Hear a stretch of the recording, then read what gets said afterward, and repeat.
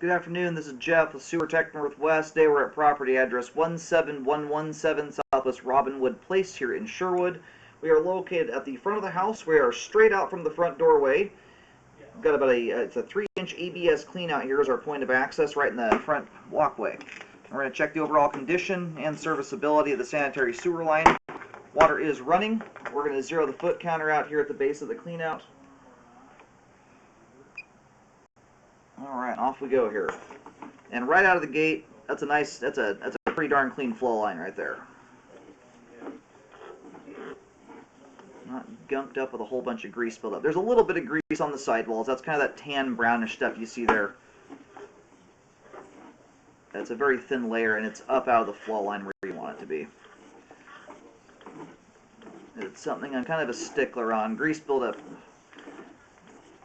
leads to a lot of blockage scenarios. It often is the thing that exacerbates a lot of structural issues, bellies and offset joints, things like that, into something that actually causes a problem.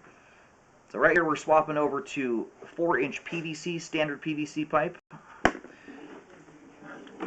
Wouldn't surprise me as we make our way out here to switch over or transition into 3034 green PVC. And, oh, looks like that's the main right up ahead there. Anyway, to keep your line clean, this has had a little bit of grease go down it, but not enough to actually build a layer up in the flow line. It's a very good habit to put into place. You want to let your pans cool down, wipe them out with a paper towel, and or pour the grease oil into a jar. You just want to keep it from going down the line. It ends up just turning your line into just a sticky, malleable mess for debris that gets stuck to it, stuff that would otherwise make it to the main doesn't make it.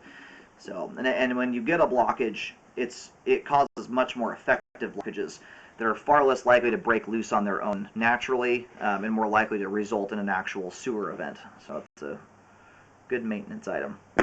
Anywho, we're going to go and locate the camera head really quick here while the line drains out. We'll take a second look at everything as we come back. We're also going to reverse direction and go back into the house and camera everything underneath the concrete walkway here going through the foundation wall. Alright, located the camera head successfully. Line terminates here, the little street straight out in front of us. And where we picked that locate up there, the line here runs essentially dead straight from the clean out to the main lateral. If you draw an imaginary straight line from the clean out to about the middle of the street here, that's basically the path your line takes.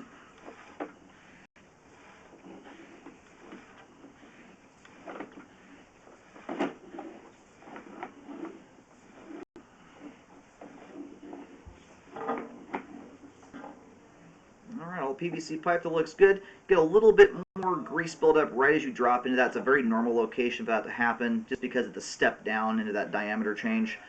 You'll often get that water kind of splashes a little bit. If it has grease in it, it just shoots it against the sidewalls. Relative to most homes, this is a very, very clean sewer line. I'm mostly pointing that out for educational purposes. If you new to home ownership, especially new to what a sewer line is supposed to look like, kind of wanted to point that out. The line does make a little bit of a zig and a zag right here. Overall, though, by the time it hits the main, it lines up almost perfectly with the clean out.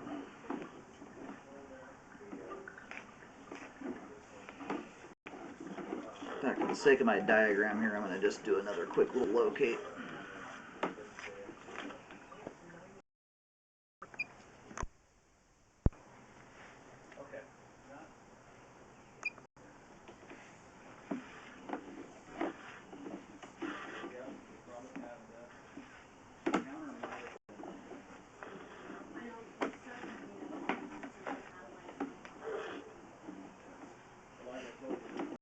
It's a pretty subtle change there.